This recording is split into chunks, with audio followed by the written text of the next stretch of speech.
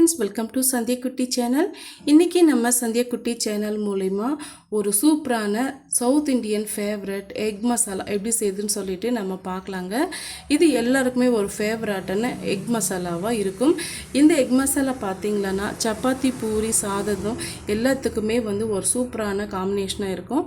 வாங்க எப்படி செய்யுதுன்னு சொல்லிட்டு நம்ம பார்க்கலாம். அதுக்கு பார்த்திங்களன்னா ஒரு கைப்பிடி அளவுக்கு நான் வெங்காயம் எடுத்து தோலெல்லாம் நீக்கிட்டு ஒன்று பாதியமாக கட் பண்ணி வச்சுருக்கேன். ஒரு 10 வெள்ளை பூண்டு தோல் உரிச்சிட்டு வச்சுருக்கேன். 2 இன்ச் அளவுக்கு இஞ்சி தோல் சீவிட்டு கட் பண்ணி வச்சுருக்கேங்க. 2 பச்சை மிளகாய். உங்ககிட்ட புதினா இருந்ததுன்னா புதினாவை கூட சேர்த்துக்குங்க, ரொம்பவே டேஸ்டியாக இருக்கும். அது இல்லாதனால நான் சேர்க்கல நான். இப்போ அது கூடவே ஒரு பட்டையை 2 உடச்சி வச்சுருக்கேன். ஒரு 1/4 டீஸ்பூன் அளவுக்கு சீரகம், 1/2 டீஸ்பூன் அளவுக்கு மிளகு, 1/2 டீஸ்பூன் அளவுக்கு சோம்பு, 2 கிராம்பு எடுத்து வச்சுருக்கேன். இதையுமே இதோட சேர்த்து மைய பேஸ்ட்டாக அரைச்சி எடுத்துகிட்டு வந்துடலாங்க. இப்போ அதுக்கு நான் மண் சட்டியை பயன்படுத்திக்கிறேங்க. மண் சட்டியை பயன்படுத்தி யூஸ் பண்ணும்போது ரொம்ப டேஸ்டியாக இருக்கும். நல்லெண்ணெய் நான் சேர்த்துக்கிறேன். நல்லெண்ணெய், கடலை எண்ணெய், ரீஃபண்ட் ஆயில் எதுனாலும் நீங்கள் யூஸ் பண்ணிக்கலாம். நல்லெண்ணெய் சேர்த்து சமைக்கும் போது ரொம்ப டேஸ்டியாக இருக்கும். ஒரு 2 குழிக்கரண்டி அளவுக்கு நான் நல்லெண்ணெய் நான் சேர்த்துக்கிறேன். பாருங்கள், இப்போ மண் சட்டி நல்லா சூடாயிட்டு வந்துடுச்சு. இப்போ நம்ம ஹை ஃப்ளேமில் வச்சுக்கலாம். இப்போ ஒரு கொத்து கருவேப்பிலை, பொடிசாக நறுக்கின ஒரு 1.5 வெங்காயம் எடுத்து வச்சுருக்கேங்க. ஒரு பெரிய சைஸு வெங்காயத்தில் ஒரு 1.5 வெங்காயம் கட் பண்ணி வச்சுருக்கேன், சேர்த்துக்கலாம்.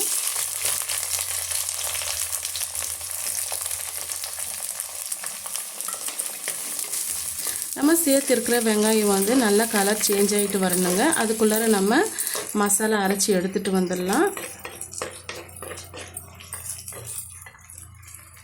நம்ம சேர்த்துருக்க வெங்காயம் நல்லா கலர் சேஞ்ச் ஆகிட்டு வந்துருச்சு. இந்த ஸ்டேஜில் நம்ம அரைச்சி எடுத்துகிட்டு வந்த விழுதை சேர்த்துக்கலாம். ஏன்னா நம்ம அப்படியே டைரெக்டாக பச்சையாக தான் நம்ம அரைச்சிட்டு சேர்த்துருக்கோம்.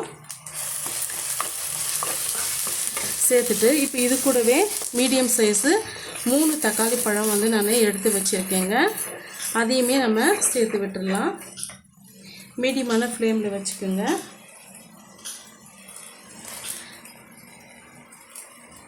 மீடியத்தில் சின்ன மீடியமாக இருந்ததுன்னா 3 தக்காளி பழம் சேர்த்துக்கோங்க. இல்லை பெரிய சைஸு தக்காளி பழமாக இருந்ததுன்னா 2 சேர்த்துக்கோங்க.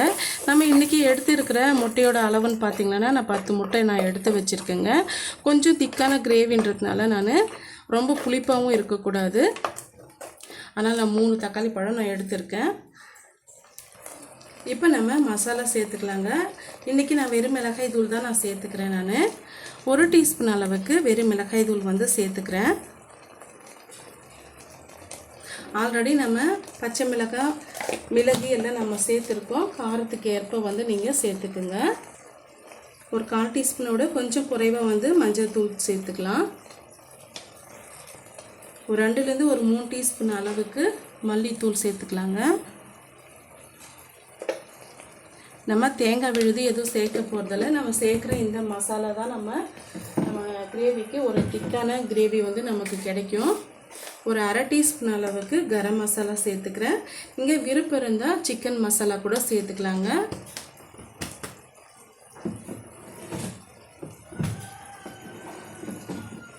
இப்போ இது எல்லாமே சட்டுன்னு வதங்கி வர்றதுக்காக மொத்த கிரேவிக்கு தேவையான அளவுக்கு நான் இப்போயே உப்பு ஆட் பண்ணிக்கிறேங்க. 1 டீஸ்பூன் அளவுக்கு கல் உப்பு நான் சேர்த்துக்கிறேன்.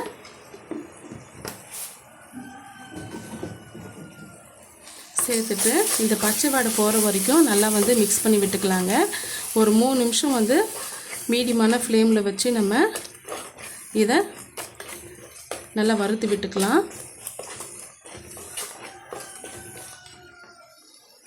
நம்ம சேர்த்துருக்க மசாலா நல்லாவே வதங்கி வந்துடுச்சு. இந்த ஸ்டேஜில் மிக்ஸி சாரை அலசிட்டு உங்களுக்கு எந்த அளவுக்கு கிரேவி வேணுமோ அந்த அளவுக்கு தண்ணியை ஆட் பண்ணிக்கோங்க. இப்போ ஹை ஃப்ளேமில் வச்சுக்கோங்க.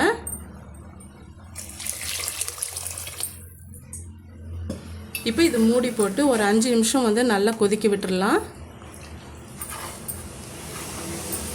நல்லா கொதிச்சு வரட்டுங்க. கொதிச்சு வந்த பிறகு நம்ம முட்டையை ஆட் பண்ணிக்கலாங்க.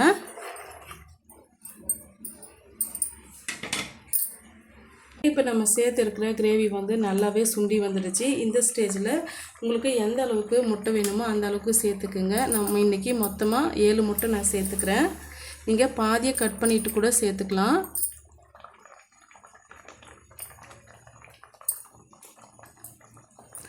சேர்த்துட்டு மீடியமான ஃப்ளேமில் வச்சு ஒரு 2லேருந்து ஒரு 3 நிமிஷம் வரைக்கும் இது நல்லா கொதித்து வரட்டும். நீங்கள் கீறிட்டும் சேர்த்துக்கலாம், அப்படியேவும் சேர்த்துக்கலாங்க. அப்படியே சேர்க்கும் போது முட்டை வந்து கொஞ்சம் கூட கிராக் விழாமல் வரும். அப்படி இல்லைன்னா நீங்கள் கீறிட்டு சேர்க்கும் போது அந்த மசாலா உள்ளே நல்லா அப்சர்வ் ஆகிட்டு நல்ல ஒரு திக்கான கிரேவி வந்து நமக்கு கிடைக்குங்க. இப்போ மூடி போட்டு அப்படியே விட்டுடலாம். ஒரு 3 நிமிஷம் கழித்து நம்ம ஓப்பன் பண்ணி பார்க்கலாங்க. ஒரு 3 நிமிஷம் ஆயிடுச்சு. ஓப்பன் பண்ணி பார்க்கலாம். சூப்பரான முட்டை கிரேவி வந்து நமக்கு ரொம்ப நல்லாவே ரெடி ஆகிடுச்சுங்க. இதே போல் நீங்கள் ட்ரை பண்ணி பாருங்கள், ரொம்பவே டேஸ்டியாக இருக்கும்.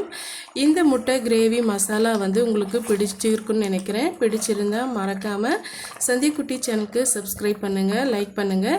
முடிஞ்ச அளவுக்கு நீங்கள் மண் சட்டியில் செய்ய பாருங்கள், ரொம்பவே டேஸ்டியாக இருக்குங்க. இதை வந்து நீங்கள் கொஞ்சமாக கிரேவி எடுத்து நீங்கள் சாப்பிட்டீங்களானாவே நம்ம அதிகமான அளவுக்கு நம்ம சாப்பிட முடியுங்க. அந்த அளவுக்கு வந்து டேஸ்ட்டு ரொம்பவே நல்லா இருக்குங்க. இந்த ரெசிபி உங்களுக்கு பிடிக்குன்னு நினைக்கிறேன். பிடிச்சிருந்தால் மறக்காமல் சந்தியக்குட்டி சேனலை ஃபாலோ பண்ண மறந்துடாதீங்க. தேங்க்யூ ஃபார் வாட்சிங்.